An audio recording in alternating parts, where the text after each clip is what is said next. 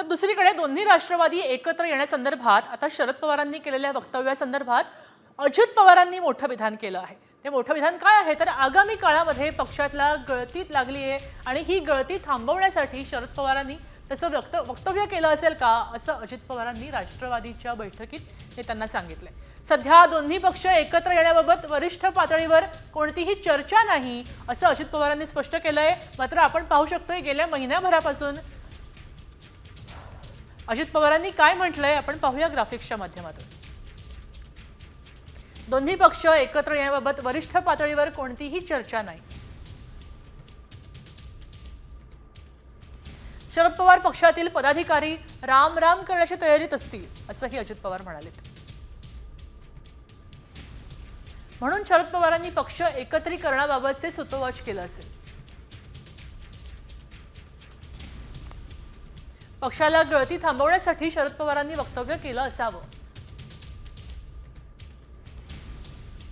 अजित पवारांच्या नेत्यांनी यावर काय प्रतिक्रिया दिली आहे तेही पाहूया। अजित पवार या दोघांच्याही वाढत्या भेटीगाठी आणि त्या भेटींमध्ये होणारी चर्चा यामुळे पुन्हा एकदा राष्ट्रवादीचे दोन्ही गट एकत्र येणार का अशा चर्चांना सुरुवात झालेली आहे। या ज्या भेटी आहेत त्या एका वेगळ्या कार्यक्रमाच्या निमित्ताने त्या भेटी होत आहेत। याच्यामध्ये कुठलाही राजकीय हेतू किंवा राजकीय काहीतरी पुढची भूमिका समोर ठेवून त्या भेटी होतात असं नाहीये। 2 जुलै 2023ला एक वेगळी राजकीय भूमिका माननीय अजितदादा पवार साहेबांच्या नेतृत्वाखाली महाराष्ट्रातील सर्व लोकप्रतिनिधी असतील, संघटनेतील पदाधिकारी असतील यांनी घेतली आणि या क्षणाला तरी कुठलाही प्रकारचा प्रस्ताव राष्ट्रवादी काँग्रेस पार्टी शरदचंद्र पवार गटाकडून आलेला नाही। आदरणीय अजितदादा जो निर्णय घेतील त्या निर्णयाचं आम्ही सर्व लोक स्वागत करू। पक्षाचे कार्यकर्ते म्हणून आमची भावना आहे।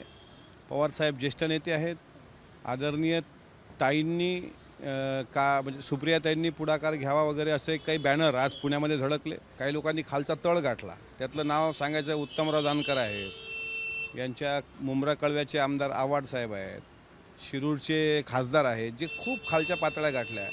यांनी जरा माफी मागावी, व्यवस्थित हे करावं। व्हिडिओ जर्नलिस्ट विक्रम सावंतसह सचिन गाड, साम टीव्ही, मुंबई।